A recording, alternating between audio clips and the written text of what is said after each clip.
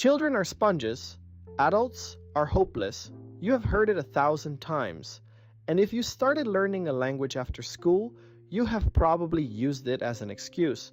So here's what the research actually says. In the short run, you beat them. In the long run, they beat you.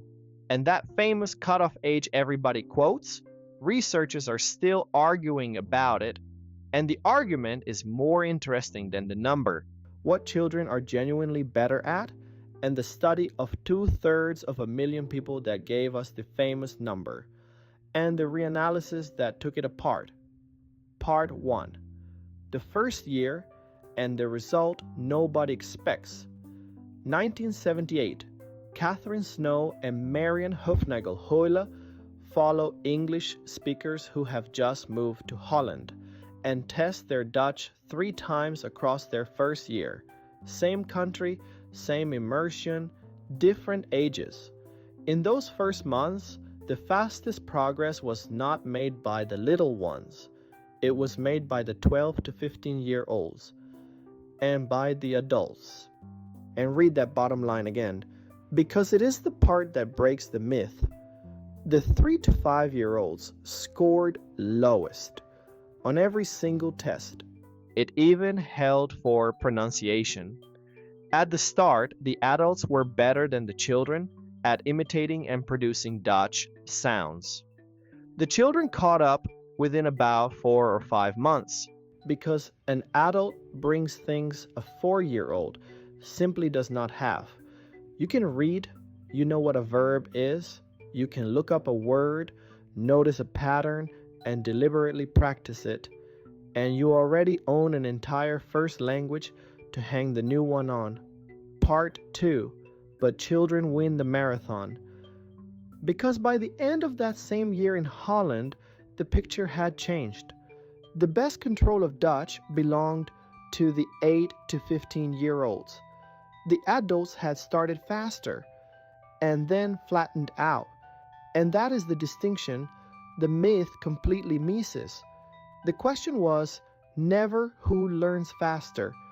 It is who ends up further. And age does not hit every part of a language equally. Accent is the most age-sensitive part of the system. Grammar is affected, but later and less. And vocabulary sits at the easy end. You can keep adding words for the rest of your life. So why is the accent the part that sticks? One leading explanation has nothing to do with your 30s. It starts in your first 12 months. In 1984, Werker and Tees tested English babies on a Hindi consonant contrast, a distinction English simply does not use. At 6 to 8 months, almost all of them heard it. By 10 to 12 months, almost none of them did. It kept the contrast your own language needed and quietly stopped tracking the rest. That is not damage. It is efficiency. It just means that at 30, you are asking your ear to unspecialize. Part 3. The famous number, 2018.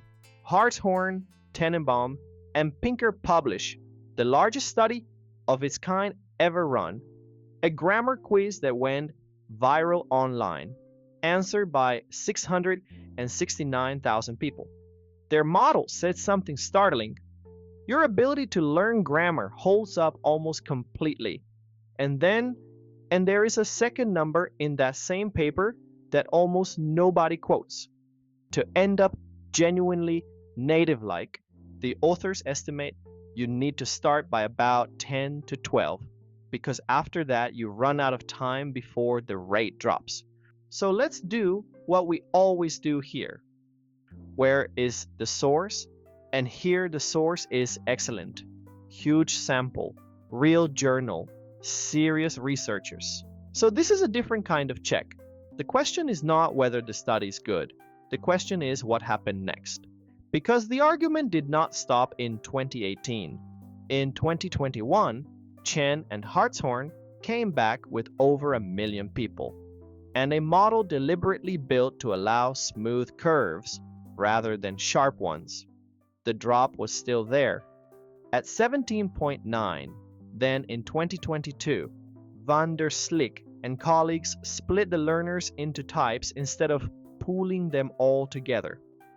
For some groups, a steady decline fitted better, but for late learners, the sharp age survived and moved later to around 19.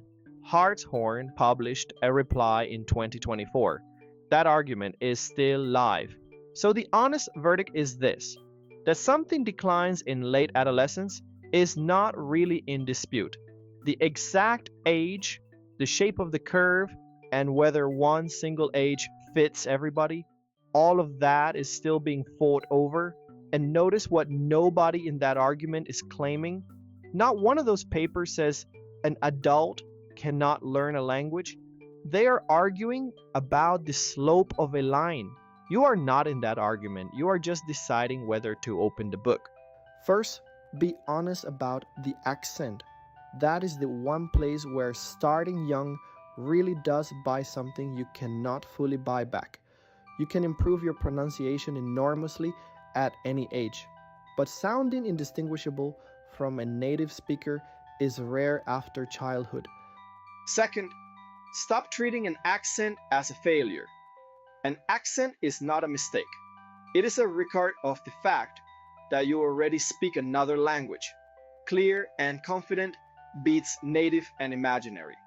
Third, spend your energy where age costs you least. Vocabulary, reading, listening, and the confidence to actually open your mouth. Those are the cheapest wins available to you. And fourth, the one that actually decides it. What separates adults who get fluent from adults who stall is rarely raw talent.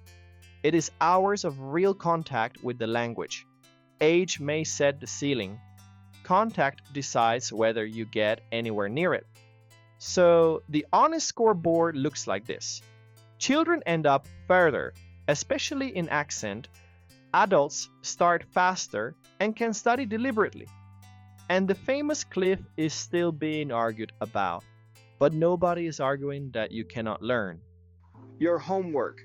Work out how many hours a week you are actually in contact with your target language, not studying it, in contact with it. Reading, listening, talking, then add 1 hour. Tell me your number in the comments. And if you have ever told yourself you started too late, subscribe. Because next time, why some languages sound so much faster than others, and why they all deliver about the same amount of information anyway. Sources are below. See you in the next one. Nos vemos.